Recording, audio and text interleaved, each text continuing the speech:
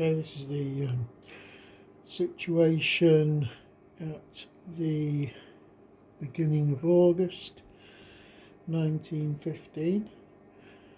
This is going to be the last of the monthly videos. I'm going to switch over to 2 monthly from then on.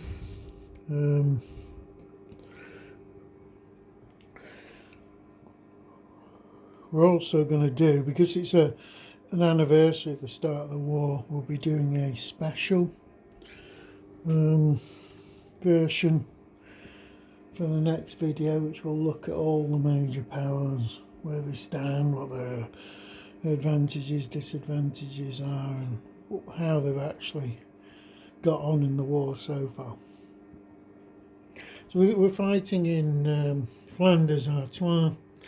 This is still continuing. The French and British are hammering away at the Germans, and it's working to a larger degree because it's gradually whittling the German army down on the Western Front, and it's also preventing them from using their full strength to produce some sort of knockout blow against the Russians. I'd say both sides are taking the same sort of casualties. Probably the Allies have suffered about 25% more casualties. The front, the inactive part of the Western Front is just really static. There's very little they can do. Not even bleeding forces or supplies off from it now, because there isn't anything to move. Now, most of the front is occupied by a couple of divisions, but they could go down to one division, but they're not. It's not really a sensible idea, because you could actually get a breakthrough if you're not careful. In terms of Italian front, the Italians have done quite well on these ones. They've crossed the river and captured several hexes of Austro-Hungarian territory. Problem now is the front is entrenching rapidly, and the Italians have pretty much shot their bolt. I don't think they certainly can't keep up that sort of pressure anymore. In terms of Austro-Hungary, they've brought in quite a lot of forces from the other parts of the empire to stabilise the situation, and that seems to have worked.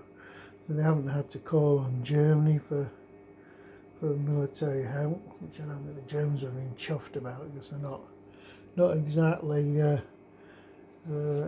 over-endowed with divisions that they're not using at the moment. On the Eastern Front, East Prussia has been static, as it has been for quite a while yet, because the Germans are concentrating around Warsaw.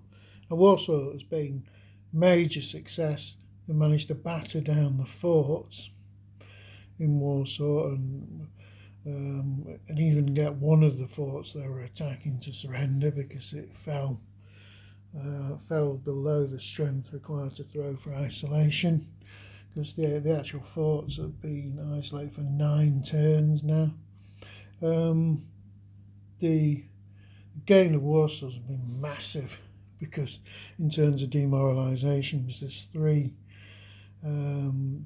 hex sides there, which are worth 25 demoralisation points apiece that they've captured, and they've also gained demoralisation points for the forts that they've destroyed or forced to surrender.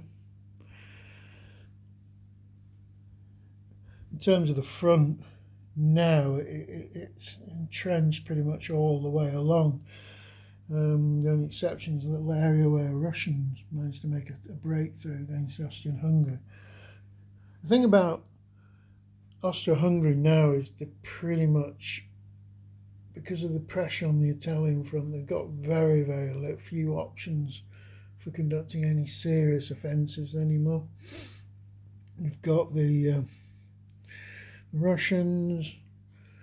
The Russians are actually, oddly enough, probably still getting slightly stronger each turn, because of the sheer number of replacement infantry that they're getting. We look at Balkan front. It's, as we say, there's nothing happening here anymore. Not until the Greek front fires up. Situation in Gallipoli is static, but the Allies did try and break through, but they didn't get anywhere.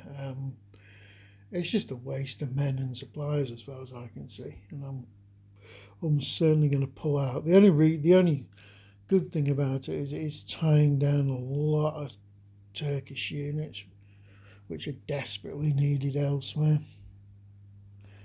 Situation in the Sinai is static at the moment. We know there's one thing, there's quite a lot of British units arriving and heading towards Mesopotamia here. Situation in Mesopotamia, the British are just about ready to attack. They'll probably launch an offensive very soon.